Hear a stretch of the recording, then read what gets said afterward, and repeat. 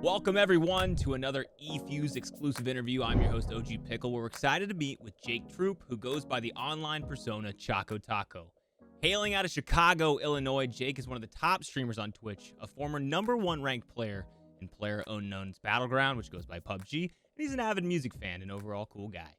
And while we certainly don't have the good fortune, or misfortune in my case, of meeting head-to-head at the pinnacle of Stalber or grabbing a bite to eat at the cafe in Milta, we do have the ability to speak, however, online to dive a little bit deeper in the world of chocoTaco. What's up, Jake? Thanks for taking the time to speak with me today. How are you? Hey, I'm good. No problemo. Appreciate you being here. Let's start with the layup question. It's probably one people present to you all the time. Obviously, people know you in the PUBG community, and your journey was cataclysmic as PUBG rocket propelled you into stardom. But for those that don't know you and people probably surrounding eFuse who are just learning about you, can you talk to us about that process and how things kind of came to be as they are today? Well, I started streaming because of PUBG. PUBG came out in around the summer 2017, and I hadn't streamed a day in my life before that. But I just happened to I noticed that I was really high on the leaderboards and eventually got rank 1, not before I started streaming, but when I started streaming, I was around the top 10. And that's what got me into streaming in the first place. So I saw an opportunity where I would be able to possibly get viewers quickly because of my rank, and I used that to my advantage, and my stream kind of blew up pretty quickly, and here we are today.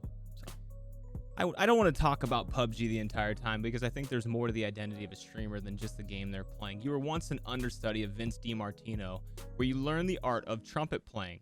What connections can you make, if any, to the skill set you've adopted learning to play music or read music to the new skill set you acquired in professional streaming? Wow, what a question. Yeah, well, being a musician requires a really good self-discipline, and I think I'm really good at teaching myself to do things and being a self-critic. I think a lot of people kind of stop themselves from improving at a certain point because they aren't a very good critic of themselves. And we see it a lot in gaming where people will start to blame their teammates for things or blame other stuff like cheaters, et cetera, et cetera. So I think music has definitely allowed me to be good at that, because in order to be successful in music, you spend hours and hours in the practice room by yourself. So you have to be able to be a critic of yourself in order to improve in that. So I think there's definitely a direct relation to from music to gaming. What do you find more challenging as a person, the art of performing music in front of a live audience, or the art of learning how to stream and entertain and balance the delicacies of reading your chat and also being efficient or good at the game? I think playing live music is a lot more, I don't want to say it's more difficult, but errors you make in a live performance for playing music are very noticeable, and it's something you want your performance to be perfect, whereas live streaming is just kind of like, it's pretty relaxed, and if you make a mistake it doesn't matter. I mean, when it comes down to it, I'm just playing for fun, and even though I'm competitive and I want to win, I don't necessarily care that much. If I was different, if I was maybe playing at like a higher level in a game that had tournaments and stuff like that, that's a little different because you're expected to perform at a certain level. But I mean, we're just gaming here, it's not a big deal. I think that some people are just starting to understand the difficulty that goes into gaming, specifically in the profession of streaming, and from not only the hours played, but the mental toughness you need. What's the process of becoming a streamer like, particularly in the sacrifices that are involved too? Yeah, I think the biggest sacrifice is, well, the two biggest sacrifices are time and energy. People who haven't streamed don't really understand how much energy it takes to actually run a stream. If someone has like been a teacher or been on, done a presentation of some sort, it's the same kind of energy. You're live in front of, maybe it's 10 people, maybe it's 20 people, maybe it's 1,000 people.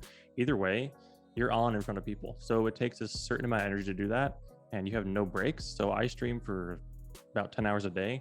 That's 10 hours where I'm live in front of a lot of people. I have to, I don't have to consciously watch what I say. But you also kind of do, you have to be careful about that. So yeah, it's really tough in that way. It takes, whenever you get done with a stream, regardless of whether you're a big streamer or a small streamer, you are going to be exhausted. I like to set people up for success, whether it's someone who's streaming to one viewer or someone who's streaming like yourself to between 2,000 and 4,000 people. And you touched about it a little bit with the energy and the mental health that goes into it. What can you tell people that go into this and they really try to understand their identity based on a number and a logarithm that's already set up against them? What do you say to them to either keep them going or make sure that they understand the expectations going into it? I think people should just do it for fun at first. I think that's number one.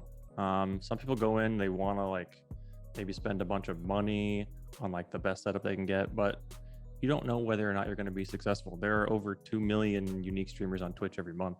So it's not easy to become a successful streamer on Twitch. So I don't think planning on necessarily being a successful streamer and taking it as a job is the right way to do it. So I would just recommend try it for fun, see if you like it, see how it goes. And depending on that, you can take it more or less seriously. Let's talk about that a little bit further. As someone who also worked as a teacher and probably did things even before teaching, we know that you juggled the delicate balance of a full-time job with streaming. What was it like to get to that point as far as the hours logged, and when did you get to a point when you knew this could be a full-time gig?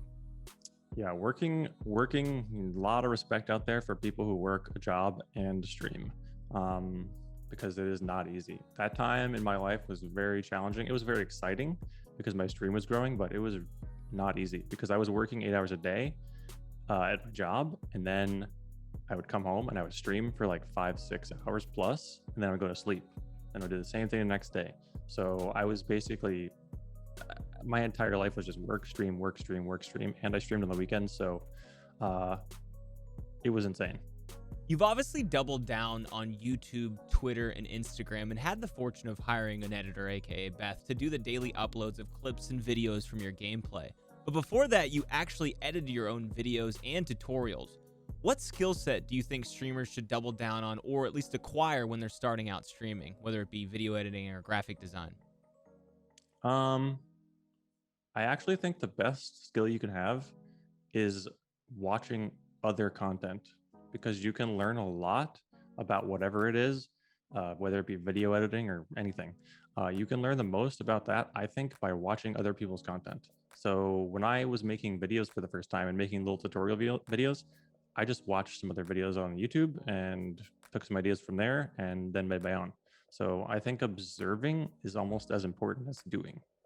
I like that. I think benchmark is a key to success in any industry, albeit streaming or in business or whatever. Taking things you like from somebody or taking things you don't like and incorporating your own style is very important.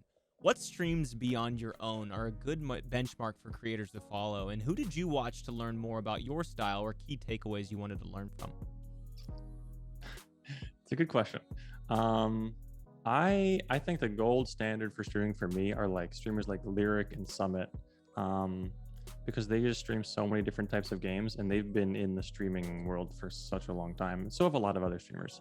But I think the best people to watch are I think people who have been consistent for a long period of time. Um, there are a lot of streamers who will blow up from one game, and they might be because they're good at the game or this and that. And sometimes, to be honest, they're not actually the best streamers. Um, but these people who have been popular throughout tons of shifts in different games, popularity, whatever, I think they are kind of the gold standard of people to watch.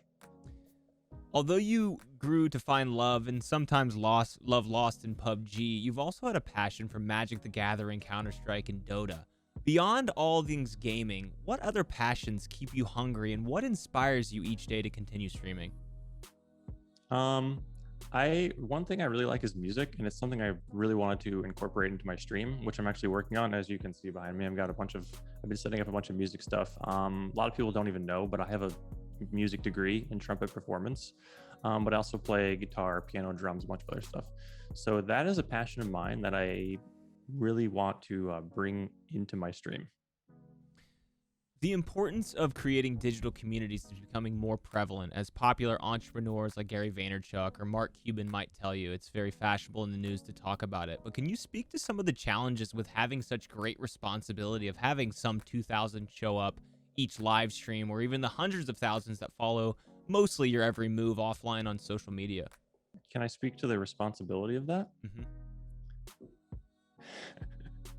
I don't think I have a good answer for this question. I don't feel responsible for anything. I don't feel a lot of responsibility when it comes to people who are watching me. I mean, I'm just, at the end of the day, I'm just trying to provide entertainment and trying to be myself and play some games. So I don't try to use my platform for anything. I try to actually specifically avoid using my platform for anything like politics or religion or whatever. Any of these kind of controversial subjects, I try to keep that separate because at the end of the day, I just want my stream to be about entertainment. If you had to give advice to the chocoTaco of years past, is there anything you would tell yourself that could better set yourself up for the future of today? I would say take more time off. I think most streamers, including me, I used to really dreaded taking days off because it feels bad. I mean, Twitch is just a competitive place, and when you're not streaming, your viewers are going to go somewhere else. So that's pretty scary. And with no job security, who knows what could happen? But recently, in the past 6 months or so, I started taking more time off. I've been taking weekends off, and it has made a huge difference mentally. And I am way less exhausted than I used to be. So it's something I would definitely recommend for pretty much every streamer. I think almost every streamer, especially full-time streamers, stream way too much. They stream way too many hours, and it's unnecessary. I think you can maintain your viewership even with taking days off, no problem. Well, that's all I've got for you today, man. I appreciate you taking the time to speak with us. I think whether you learn about the long hours or some of the expectations coming into streaming or even things you can avoid, the pitfalls of your own doings, this is chocoTaco giving us some great insight into what it takes to become a top-tier streamer or at least be consistent in the industry. Jake, thanks for taking the time to speak with us today, and I hope to talk to you soon.